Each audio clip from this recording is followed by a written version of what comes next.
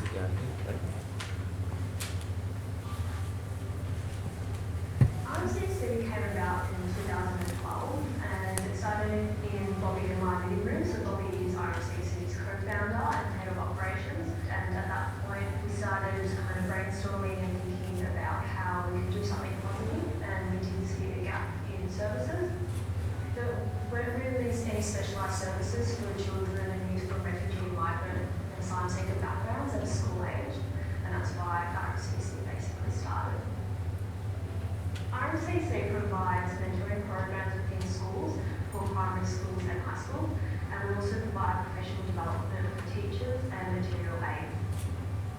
We wanted to make sure that their needs, their unique needs, were being met, and that's something that wasn't met when I was growing up, and I come from a refugee background myself. There's a lot of mainstream services that are focused around literacy and numeracy, but there's other barriers that are in the way, English being a second language or even a third or fourth language potentially, not having any prior education, not being familiar with the Australian school system, moving between different cultures, having expectations from home life to school life to friends as well, and also a lot of racism and discrimination can also impact the engagement of the community in school. These kids are part of Australia's future and they deserve every opportunity to be able to succeed, so RMCC is here to make sure that happens. They are our next leaders and role models, and we want to make sure that they are given what they deserve and given every opportunity and be empowered to move forward and achieve what they're looking out to do. I think it's always the small moments. I think that always you take a step back and say, wow, it's amazing that we were able to achieve that. I think the biggest one though would be when the first time a family turned around and said, this feels like our extended family. And that was a real special moment to know that we created something like that. One thing that I've learned over the years is that one person can make a difference. So it can be in any way at all, and everyone has different capacities and so forth. So it can be something as small as following us on social media, talking about what we do, and sharing what we do. And also, we're always looking for volunteers, whether it's like skilled volunteering, mentors and so forth. And also, young means fundraising on our behalf. There's things that keep them back, but they need the opportunity to be able to succeed and move forward, and we can all be a part of creating that forward.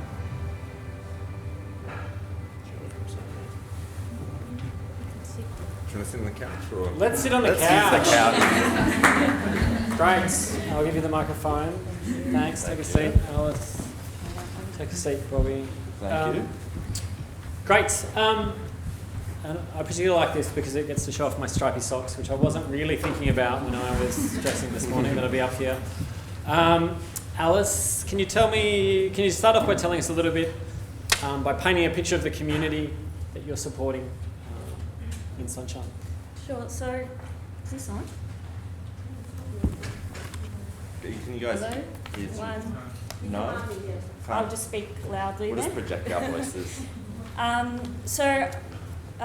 Probably a couple of months ago, we received this email from someone that was interested in volunteering, and I thought that this would be great to share because it really sums up the RMCC community, but also why we do what we do. So I'll just read it out to you all. So this comes from a young man who's 22 years of age, and he wrote to us, "Hi RMCC, I recently came across your charity and I'm in love with the work you do. Awesome stuff. I'm a Somali Australian, raised here, born in New Zealand, and growing up was a struggle, as I was in the middle of both cultures, which is why I really connected with RMCC. It is even harder for kids who have come over an older age, like my cousins, who came over from Somalia during their teenage years. I have seen them struggle through school and feel alone. After 4 years of fighting with my own mind on whether I should see a doctor, I finally reached out for help with my mental health issues, and I've been diagnosed with clinical depression and anxiety. Up until this week, I had isolated myself from my close friends and family. In many cultures, including Somali, mental health issues are considered as weakness or even demonic. I personally perceived it as a weakness as well. a number of family issues, the pressure I put on myself to make my mum proud for her sacrifices from a very young age, her near-death experience prior to resettlement, and personally being in limbo for the last 10 years, but not knowing how to take action were the main factors. I was also doing a job simply because I completed a degree I never wanted but completed to make my mum proud. I found it hard growing up trying to please my family, friends and teachers. I don't regret anything as I learned and gained a lot of skills. However, I would love to help young refugee and migrant children to pursue their dreams and to reach out for help if they are lost or down. RMCC can prevent things I have gone through growing up. I doubt that I will ever be 100%, but I'm going to do a lot better today. I'm doing a lot better today compared to the dark place I was in. I'm currently driving Uber. Unfortunately, the bills don't stop, which has been really enjoyable, and working on a little project/business of mine. I hope I didn't bore you with my background, but I think you'll understand me. So this really, I was going to cry. So this really resonated with me and why RMCC started. So I come from a refugee background myself. So my family resettled a year before I was born, and I was born in Australia. They resettled in Melbourne, and I didn't speak English until I started school. I started helping my family clean houses when I was 10. I have PTSD, anxiety, and trauma as well. So that's kind of why we do what we do. That's great. Would you like some more done? Okay, I'll compose myself. You can talk for a second. Is this yeah. working now? Okay. So, Bobby, can you tell me, thank you for sharing both that story from a potential volunteer, and it's great that people want to give back and want to contribute in different ways, and thank you for sharing your own story. Bobby, can you tell me a little bit about, like what started the program for you? Like how did you guys decide to start the program? How long it's been running? Yeah, absolutely. So Alice and myself co-founded RMCC, our organisation that we call RMCC for short, Refugee Migrant Children's Centre, in 2012 while we were at university. Basically, while we were students, we realised we had a bit of extra time that we could give, and we wanted to do something to give back to the community. And obviously with Alice's background, coming from a refugee background and the challenges she faced growing up, and me personally growing up in a very low socioeconomic area, and a lot of my friends at the time were from refugee or migrant backgrounds, and I saw the struggles they went through. That resonated with us, and that was something that we wanted to get involved in and help out with. So long story short, we were looking around, and as you kind of do usually, you think, oh, there's somebody out there that must be doing this, and in our kind of original, mindset of what we thought it could look like or what it should look like. So we got on Google, as you do, and and then so basically at the time, the more we looked, the less we found. Yep. And we were a bit concerned about that, and so craziest decision we've ever done, but most rewarding, is we decided, hey, there's a gap there, and we want to be able to fill it. And we started small with one program, with one school, running within schools, and now that's really grown since 2012 to now.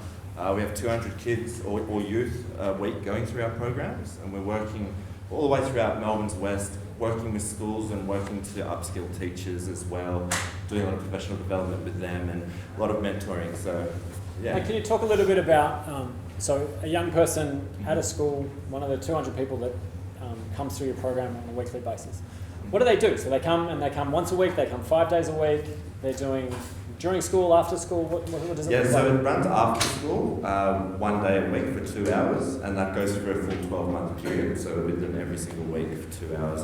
We bring in a team of volunteer mentors who are usually university students who work with the children and youth.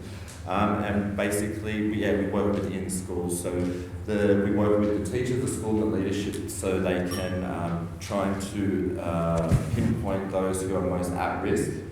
Unfortunately, due to resources and so forth, it can be difficult. Even within one particular school, there can be hundreds of kids that could benefit. So, but it is a weekly program, and we work with the schools to identify those who could benefit most. Sorry, I was just going to add, so usually at the first hour is around academic and educational support, and then from there we focus on different life skills like resilience and failure, leadership, but we also do have different discussions and speakers and workshops around intergenerational conflict, racism, discrimination, cultural differences and so forth. Mm-hmm. And so what are some of the obstacles that you're looking to remove and some of the barriers that people face in their life? What are the things that you hope to achieve at the end of 12 months? Mm-hmm. What are some of the things that you're hoping to overcome or... Well, it's quite daunting for a lot of the kids when they start school. Obviously, if they're still learning the English language, they're put into a year level according to their age. So once someone arrives here, they get 6 months of English language support, and then they're put into, which is usually at a separate school, and then they go straight into like a mainstream school. From there, it's obviously quite confusing and daunting. A lot of them don't know how to navigate the system. It's also similar for teachers as well, because they don't know a lot of the backgrounds of the kids, so we help bridge those gaps and those conversations. It's really about increasing engagement. We're not focused on the kids, getting A+ and so forth, but it's about making sure that they feel engaged with their teachers, their community, that they, start thinking about the future and knowing that what they can achieve is possible, because a lot of them have really low self-belief, and they don't see that they are really resilient and amazing to, be able to even be in that situation, to be going to maths and so forth when, they're still, experiencing different things. That's great. One last question for me before I hand to the floor. What are you most proud of? I would probably say the people that we work with. We've started this, and it started like in our living room, and then from there it's just grown. We have over 90 volunteers, and some of them, a lot of them come in 2 days a week. We have people coming all the way from Rosebud and Dandenong. We have people who've negotiated with their workplaces to have time off just to attend and mentor at our programs. So I think it's just a really nice community of people, and I think we all have each other's back, and we always call it like the RMCC family. And are you looking for other volunteers from people from, say, for example, an organisation like Bennelong that might want to volunteer? We are always looking for people everyone has different skills, expertise, and different personalities. So definitely, there's always something to do. Great. Questions, comments, concerns? What do people have from the floor? What would you like to know? Why are you looking at me? I asked this question. I have a question. So you have all these kids who are different ages and have different needs, and you put them through the program. How do you track your success? How do you know it's hard, isn't it? The question is, how do you track success? Yeah. Sure. So once we start working with the school, no program looks the same at each school. So we did do a really thorough needs assessment. So we asked the kids what they're going through, what they want to get out of the program. We asked the same thing to the teachers. Sometimes it doesn't match up. And then from there, we basically, we get to know each of the kids. So we do a weekly log. The mentors take a big part in that as well. They get to know them. So we learn a lot about them, and it's sort of working very closely with the school to know what's happening within their school lives as well. And we also form connections with their parents and guardians, so we know what's going on at home, and we can all work together to really holistically tackle what's happening for them. And then from there we survey, do focus groups at the end. We ask a lot of the similar questions we asked at the start, and we track things. The schools also hand over data around attendance and academic performance as well, so we're able to track the difference that way as well. And do you have a preference around what is the key stat that you're after? Is it increased attendance? Is it the outcomes? Is it the biggest journey that a young person goes on for themselves? I guess probably long term we always talk about engagement. If the kids can form a connection with their schools, with their peers and their teachers, then that will carry on with them for a long time.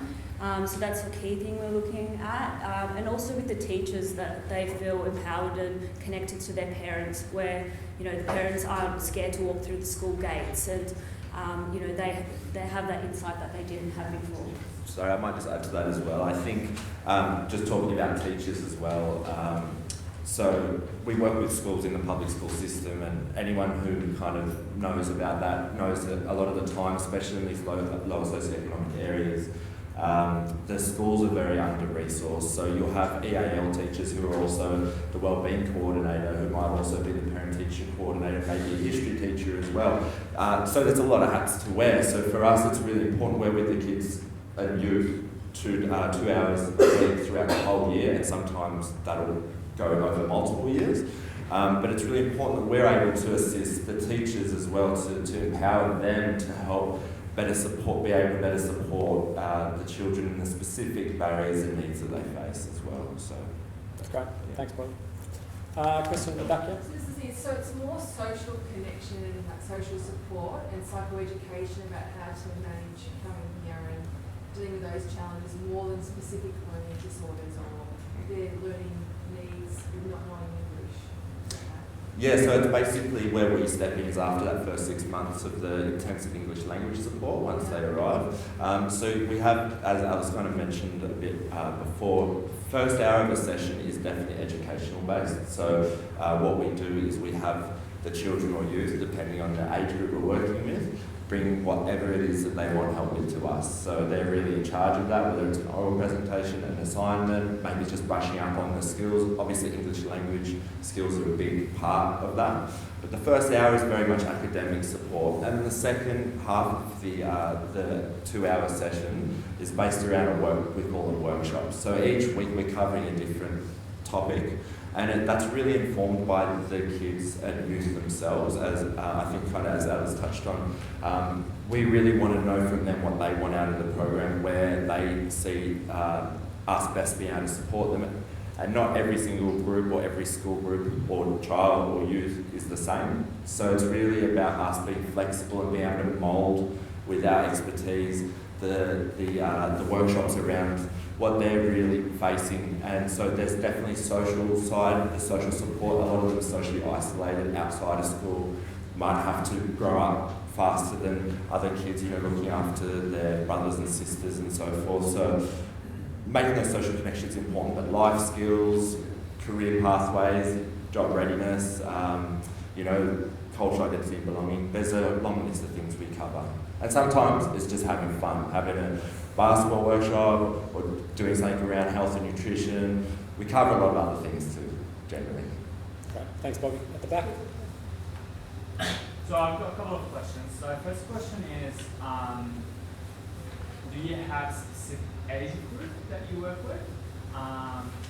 Yeah, so we have Sidekicks programs. So we have Sidekicks Junior and Sidekicks Senior. Junior is primary school age, so 5 to 12. And then the Sidekicks Senior is the high school age program. We also have a few other programs as well that are based around more about prep to year 2, really early school starters as well.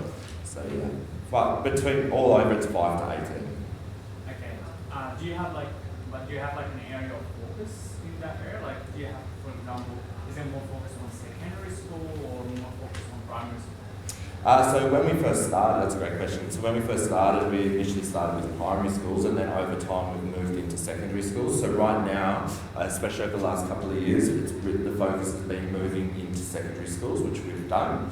But we still continue to work with the primary school age. It's very much also about honing those programs in and making sure they're as effective as possible, which we've managed to do with our monitoring and evaluation. We know that they work, we have evidence, so now we're just looking to scale them out and reach more schools and more kids. Yeah. Did you have one more question? We've got time for one last one and then we'll... Yeah. I've got 2 more questions. Ah, there you go. Can you combine it into one question? I can make them one question. So, how much do you think would you like to get today? Mm-hmm. And do you have any other funding sources? Sure. So on average, it's for tonight we're hoping for 24,000. That's for, we have schools on our waiting list at the moment. So that's for 30 kids from the St Albans area. that we hope we'll be able to start the program from next year. We would start planning basically now because we have to recruit mentors, train them and so forth. So that's what we're looking for at the moment, and no, we don't have any other funding sources For the project. for the Yeah. project, yeah. Is this, you did this full time? Yes, we do now. We both gave up our jobs at the start of 2016. Doing it full time, and you're $24,000 to run the program. But there's other funding for the organisation as a whole. As a whole, Oh, we're just yeah. talking about for this particular program which we're pitching for tonight. Yeah, so this particular program would be for 30 kids plus their parents and guardians, so that would be up to 60 parents and guardians, and plus up to 30 teachers. So you have how many paid staff? We have 4, So 4 paid staff, 90 volunteers. correct. 90 volunteers. I had a look at the ACNC record today, which is the Charity Commission portal, and had a look at your financial statements. From memory, last year was about 250k a year that you were operating on to support 200 young people across the West to have positive pathways, to give you a sense of the scale of what that looks like Yeah. from a funding envelope. Is there anything else that you would like to let these good people know before you hand the microphone back? Anything left on the table? Going once, No. going twice? I think we've cut. We've got more. Where are you based? I know you said. Where are you that's a based? good one. Suburbs, but where are you based? So we call it our headquarters is in Sunshine, so it's just a 2-minute walk from the train station there. And I'll add to that. And you guys are always more than welcome. We love having visitors, so we're busy working in there Monday to Friday. Very good. Big round of applause for Bobby and Alice.